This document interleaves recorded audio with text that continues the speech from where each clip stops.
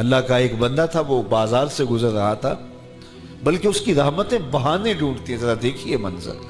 تو اس نے دیکھا ایک شرابی ہے، وہ گندی نالی پہ گرا ہوا ہے اور گندے پانی سے اس کا منہ گندا ہو رہا ہے۔ انسان کے احترام کے ناطے دل میں ترس جاگا اور اس کو وہاں گندی نالی سے اٹھایا اور اس کا منہ دھویا اور گھر کا رستہ دکھایا۔ خیر شام ہوئی، رات پڑی، جب پچھلا پہر ہوا تو وہ بزرگ جنہوں نے دن کو شرابی کا منہ دھویا تھا تو وہ مسجد میں تہجد پڑھنے کے لیے آئے، تو کیا دیکھا کہ وہی شرابی جو دوپہر کو گندی نالی پہ دھت پڑا تھا آج اس بزرگ سے بھی پہلے مصلی پہ کھڑا ہو کے نماز پڑھ رہا ہے۔ تو بڑی حیرت ہوئی کہ یہ تو وہ دن والا شرابی ہے اور میں نے آج اس کا منہ دھویا تھا، نشے میں دھت پڑا تھا۔ تو حیرت کا اظہار کیا تو ہاتف سے آواز آئی، میرے بندے تو نے اس کا منہ دھو دیا تھا، میں نے اس کا دل دھو دیا ہے۔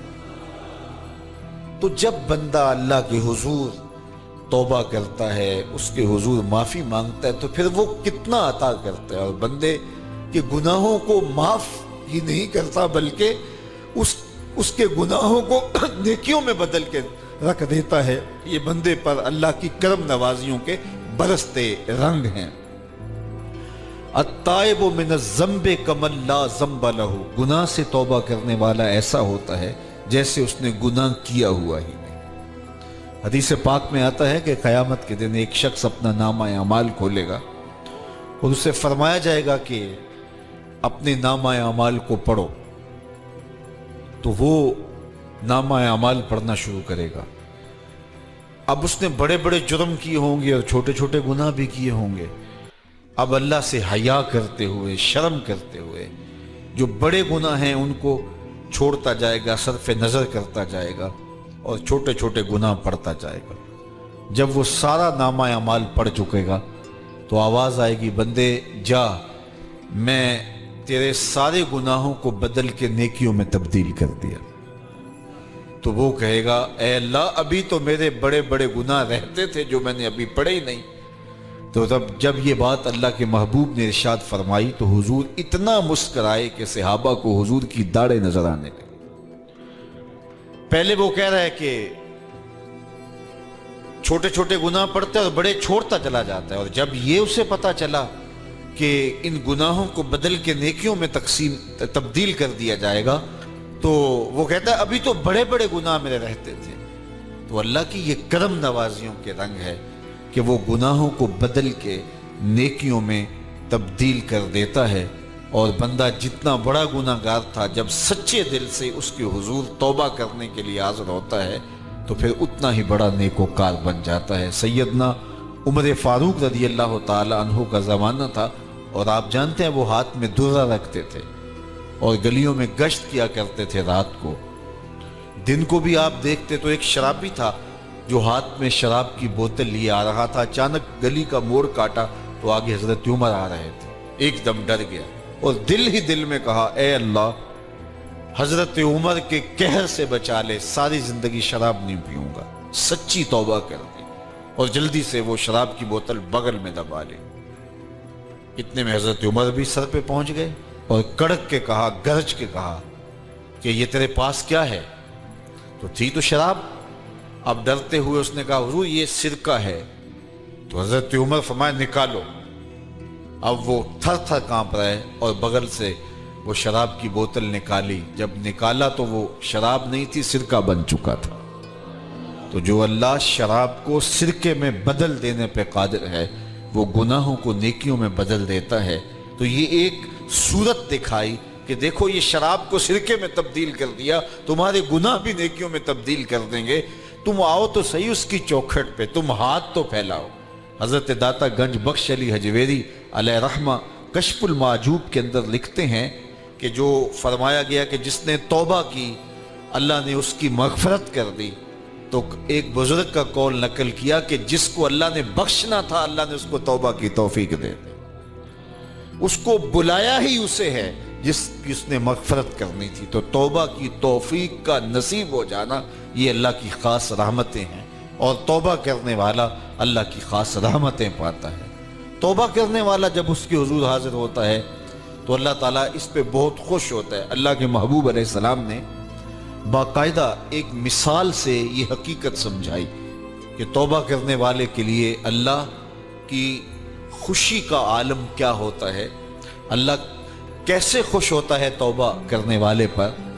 تو حضور نے ارشاد فرمایا ایک بندہ لمبا سفر کر کے اور صحرا کے اندر ایک لمبے سفر پہ تھا، تو راستے کے اندر اس نے چند لمحوں کے لیے سستانے کے لیے، دوپہر کاٹنے کے لیے ایک درخت کے ساتھ اپنا جانور باندھا اور خود سو گیا۔ اس کا خیال تھا چند لمحوں کے لیے آنکھوں کی نیند نکالوں گا اور آگے بڑھ جاؤں گا، اس لیے اس نے سامان بھی، سواری اونٹ کے اوپر جو لدا ہوا سامان تھا، اس میں کھانا تھا، پینا تھا، دیگر ضروریات کی چیزیں تھیں، تو وہ بھی نہیں اتارا، کجاوے پر ہی پڑا رہا کہ چند لمحوں کے لیے میں نے کمر سیدھی کرنی اور آگے چلے جانا ہے۔ تو تھوڑی دیر کے بعد اس کی آنکھ کھلی تو کیا دیکھتا ہے کہ اونٹ ماں ساز و سامان کے غائب ہے۔ تو صحرا میں اونٹ کا گم جانا زندگی گم جانے کے مترادف ہے۔ تا حد نظر نہ کوئی آبادی، نہ کوئی انسانی وجود، تو پھر زندگی نہیں موت کے منہ میں اپنے آپ کو دھکیل لینا ہے جنگل میں، اگر آپ کے پاس کچھ باقی نہیں بچتا ہے۔ تو اس نے دیکھا کہ سواری غائب ہے، سواری غائب ہے تو اس کے اوپر جو سامان تھا وہ بھی غائب ہے، تو وہ دائیں بائیں بھاگا دوڑا اس خیال سے کہ میں جو ہے وہ اپنی سواری کو تلاش کر لوں، لیکن سواری نہیں مل پائی۔ تو پھر وہ دوبارہ آیا اور اسی جگہ بیٹھ گیا، اب موت کا انتظار کرنے لگا۔ چونکہ صحرا میں سواری گم گئی اور میلوں تک انسانی آبادی ہی نہیں ہے، تو وہیں پیاس سے ہلکان ہوا، بے چین ہوا، وہاں درخت کے ساتھ ٹیک لگا کے موت کا منتظر ہو کے بیٹھ جاتا ہے، اور یوں بیٹھے بیٹھے اس کی آنکھ لگ جاتی ہے۔ اچانک اس کی آنکھ کھلتی ہے تو کیا دیکھتا ہے کہ اونٹ ماں ساز و سامان کے پاس کھڑا ہے۔ تو اونٹ کا ملنا زندگی مل جانا تھا، تو وہ اتنا خوش ہوا کہ خوشی سے اس کی زبان بل کھا گئی۔ وہ کیا کسی نے کہا نا کہ جب بھی تیری قربت کے امکان نظر آئے ہم اتنے خوش ہوئے کہ پریشان نظر آئے۔ تو کہنا تو یہ تھا کہ اے اللہ تو میرا رب اور میں تیرا بندہ، لیکن وہ خوشیوں کے ہجوم میں درک گیا اور کیا کہتا ہے، اللہم انت عبدی وانا ربک، اے اللہ تو میرا رب، تو میرا بندہ اور میں تیرا رب۔ تو اس قدر وہ خوشیوں میں درک گیا کہ اس کو اپنی زبان پہ قابو اور کنٹرول نہ رہا۔ کسی کے آنے سے ایسے ہوش اڑے ساقی کے، شراب سیخ پہ ڈالی اور بوتل میں کباب۔ تو کہتا ہے اللہم انت عبدی وانا ربک، تو میرا بندہ اور میں تیرا رب۔ تو یہ اس کی زبان قابو میں نہ رہی اور وہ بل کھا گیا، خوشیوں کا ہجوم ایسا ہوا۔ تو اللہ کے محبوب نے یہ مثال بیان کرنے کے بعد ارشاد کیا، مجھے بتاؤ اس بندے کو کتنی خوشی ہوئی کہ زبان پہ قابو نہیں، جذبات پہ کنٹرول نہیں، کہنا کچھ ہے بول کچھ رہا ہے۔ تو صحابہ نے عرض کی حضور بہت خوشی ہے۔ تو فرمایا جس طرح یہ بندہ اونٹ کے ملنے پر واپس آنے پہ خوش ہوا، حتیٰ کہ خوشیوں کے ہجوم میں اس کی زبان بھی قابو میں نہیں رہی، یہ بتا رہا ہے خوشیوں کے وفور کا عالم اور مسرتوں اور جو ہے وہ خوشیوں کی کثرت کا عالم بتا رہا ہے۔ تو فرمایا یہ بڑا خوش ہوا جب کوئی بندہ پلٹ کے مالک کی دہلیز پہ آتا ہے، اللہ اس سے بھی زیادہ خوش ہوتا کہ میرا بندہ میری چوکھٹ پہ آ گیا۔ تو پھر اللہ یہ نہیں دیکھتا کہ اس کے گناہ کتنے، سمندر کی جھاگ کے برابر بھی گناہ ہو تو معاف کر دیے جاتے ہیں، اس لیے کہ میرا بندہ پلٹ کے میری چوکھٹ پہ آئے۔ تو توبہ اللہ کو محبوب ہے، اللہ کو مطلوب ہے، اللہ کو چاہیے کہ بندہ اس کے حضور آئے، اور پھر اللہ جل شانہ اس کی مغفرت و بخشش فرما دیتا ہے۔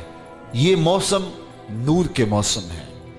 عام دنوں میں بھی توبہ کرو، دن میں کرو یا رات کو کرو، کسی بھی مقام پہ توبہ کرو، اللہ معاف کر دینے والا ہے۔ لیکن یہ خاص ایام تو ایسے ہیں کہ اللہ کی رحمتیں بندوں کو معاف فرما دیتی ہیں، اور اگر کوئی توبہ کا جو ہے وہ دامن پکڑ کے آ جائے، اس کے حضور حاضر ہو جائے، تو پھر اللہ تعالیٰ جل شانہ بندوں کی خطائیں بھی معاف کرتا ہے اور ان کے گناہوں کو بدل کے نیکیوں میں تبدیل کر دیتا ہے۔ خوش نصیب ہیں وہ لوگ جو ان بابرکت ایام میں اپنی بخشش کا سامان کر لیتے ہیں، اور ان سے بڑا بدبخت بھی کوئی نہیں جو ان سہانے موسموں میں بھی پیاسے رہتے ہیں اور ان موسموں میں بھی ان کی بخشش و مغفرت نہیں ہو پاتی۔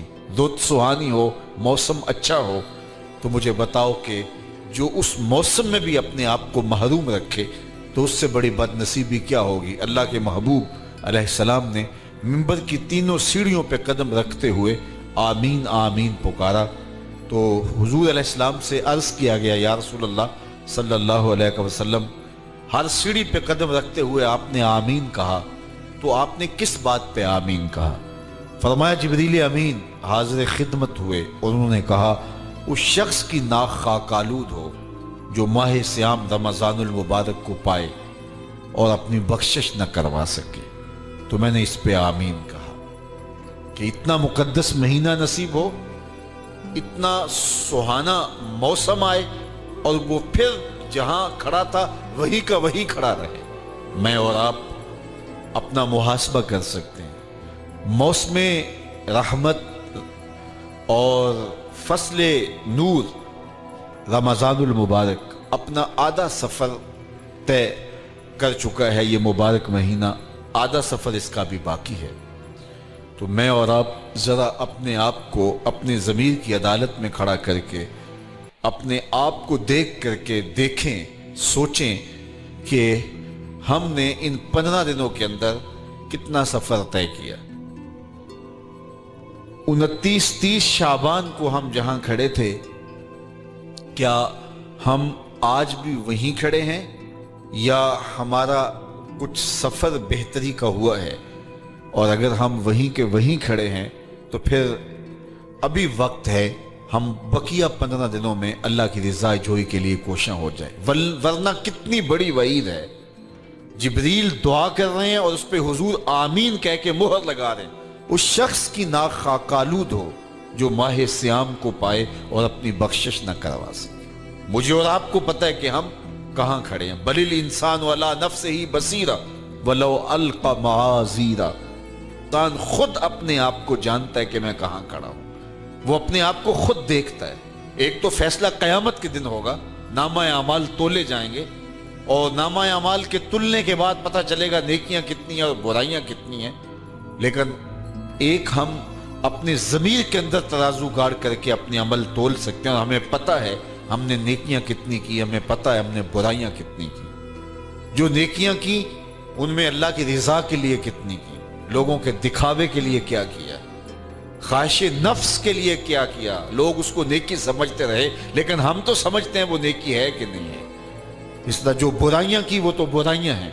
تو میں اور آپ اپنے ضمیر کی عدالت میں ترازو گاڑ لیں اور اپنے اعمال کو ابھی تول لیں۔ فرمایا گیا حاسبو قبل ان تحاسبو، قبل اس سے کہ تمہارا حساب کیا جائے تم اپنا حساب پہلے ہی کر دو۔ تو اپنے اندر کی ستھرائی، اپنے اندر کی پاکیزگی